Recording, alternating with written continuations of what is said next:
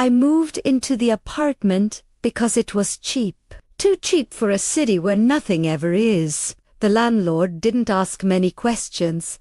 He didn't even seem interested in me. He just slid the keys across the desk and said, "Don't use the spare room." I laughed, thinking it was a joke. "It's included in the rent," he added calmly. "Just don't sleep there." That should have been my first warning. The apartment was small. 1 bedroom, a narrow kitchen, a bathroom and a door at the end of the hallway. The spare room, the one I was told not to use. The door was old, darker than the others, with scratches around the handle like someone had tried to claw their way out. I told myself it was just an unused storage room. The first night, I slept well. The second night, I woke up at 3:17 a.m. I didn't know why. No noise. No dream. Just that sudden awareness like someone had said my name softly. I lay still, listening. Then I heard it. Breathing. Not mine. Slow. Careful. Right outside my bedroom door. I held my breath. The sound stopped. The next morning, I checked the hallway. Empty. The spare room door was still closed. I convinced myself it was imagination. That lie lasted 3 days. On the 4th night, I heard whispering. Not words, just the sound of someone trying to speak without a mouth. It came from the spare room. I stood in the hallway, heart pounding, staring at that door. Every instinct screamed at me to go back to bed.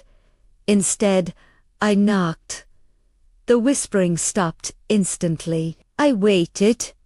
Nothing. I pressed my ear to the door. Silence. I stepped back and laughed nervously at myself. "Get a grip," I whispered. Behind the door, something laughed back. Not loud, not cruel, familiar, like my own voice. I didn't sleep after that. The days became worse. The apartment felt aware. I'd leave the room and find objects moved slightly. A chair angled toward the spare room. The TV turned off, even though I'd left it on, and the whispers followed me. In the shower, in the kitchen, inside my thoughts. "You forgot something. Why won't you look at me? I'm just like you." I stopped answering messages, stopped going out.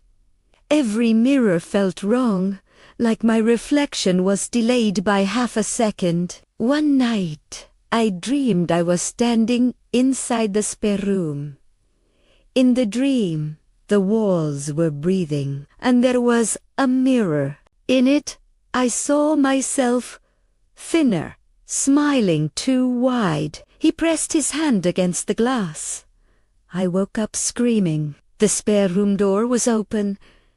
I don't remember opening it. The air inside was colder than the rest of the apartment, heavy and damp. The room was empty. No windows, just a mirror on the far wall. My reflection stared back at me, but it didn't move when I did. It smiled. It smiled. "You finally came," it said. I tried to run, but my legs wouldn't move. "You left me here," it continued softly. "Every fear, every thought you buried. You locked me away." The mirror cracked. "I watched you live," it whispered. "Now it's my turn." The lights went out. When they came back on, I was standing inside the spare room. The door closed. Locked. I screamed. Primera bound it. My fists bled. Outside the mirror, I saw myself come steady, adjusting my jacket. "Don't worry," he said, touching the glass from the other side. I'll take good care of your life. He turned off the light. That was weeks ago. I don't feel hunger anymore, or time. The room watches me the way I used to watch myself in mirrors. Sometimes, at night, I hear footsteps in the apartment. My footsteps.